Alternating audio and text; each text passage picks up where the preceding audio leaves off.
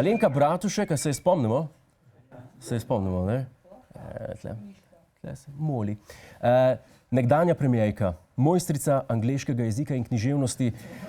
Alenka je skupaj z NSI vložila predlog za razrešitev predsednika KPK Štefaneca, češ da ne izvaja svojih pristojnosti v skladu z ustavo in zakonom. Ostali poslanci pač ne šljivijo in so glede tega tiho, ker imajo bolj pomembne stvari za početi. Flise je treba prati iz SD-ja, če ne drugega. Alenka se je spravila na Štefaneca, ki je sprožil preiskavo proti njej in njeni samokandidaturi za EU komisarko. Sama sem osebno imela to dilemo, da bom dobila očitek, da je to nek povračilni ukrep in je daleč od tega. Ja, to je daleč, kakšen povračilni ukrep, to ne gre za maščevanje. Dej nehi, no, kakšna so to zlanatovcevanja. To je čisto na ključe. To je Alenka bila eno popoldne v pisarni. Evo, Marjana, tole so pogodbe, tole še podpišem. Aha, pa tlele z KPK-ja ga moramo dol vršt. Tole Čakaj, Štefanec je to. Čakaj, ni to on, kaj je mene.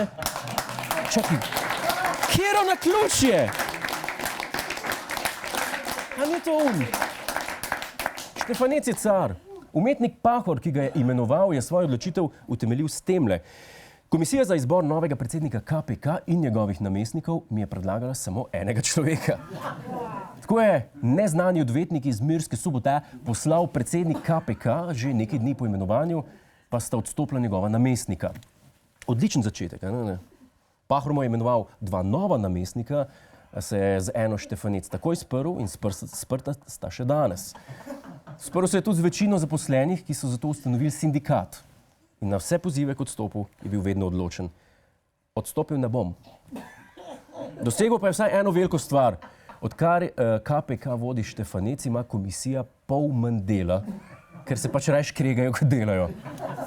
Mi pravimo samo tako naprej, če bo Štefanec dokončal svoj mandat, se pravi do leta 2020, na koncu ne bo dobil več nobene prijave korupcije, kar pomeni, da jo bo uradno izkoreninil.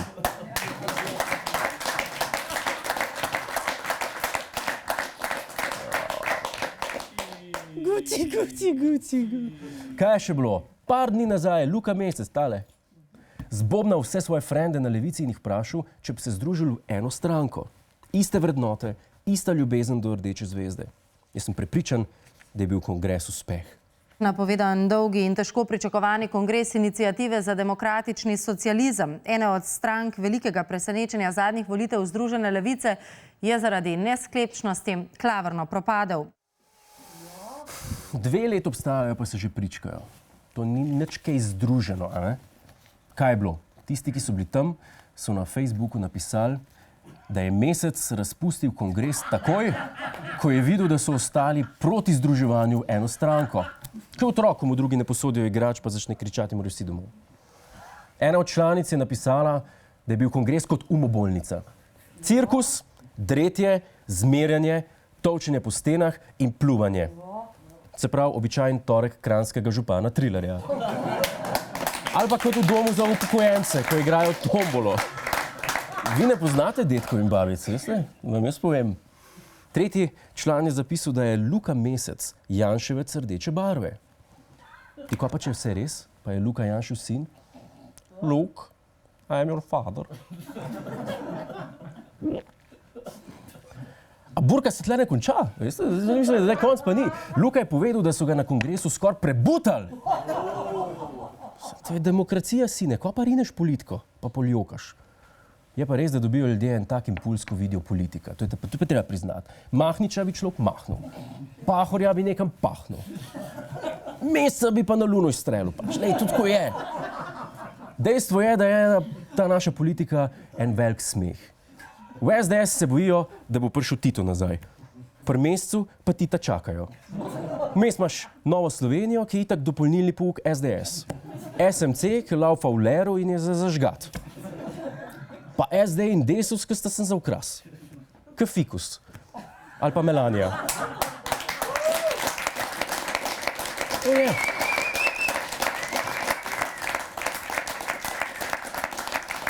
Če gre Mesec rakom žvižgat, ostanemo brez prave levice in bomo kot Poljska. In oni so telebajske prepovedali. Vi si pa predstavljate. Levica razpada, Janši ni pa treba sploh migniti. Kaj pa pričakujemo od zapohanih falirancev, ki so šli politiko? Najprej ne samo malo jajca spustijo, pa ste pa svet rešili. Slabšte k vrtcu, no. Ste pa saj dobili diplome spletne šole socializma. Ki se potrdim ali skupaj ali v zavežnico samostojno. In to je bilo, bom rekel, ta izkustvo. Ta diploma je tako uporabna, kot tiste s filofaksa. Hvala za ogled, ne pozabi pa tudi na Ta teden z Juretom Godlerjem ob četrtkih ob 22:40 na Planetu.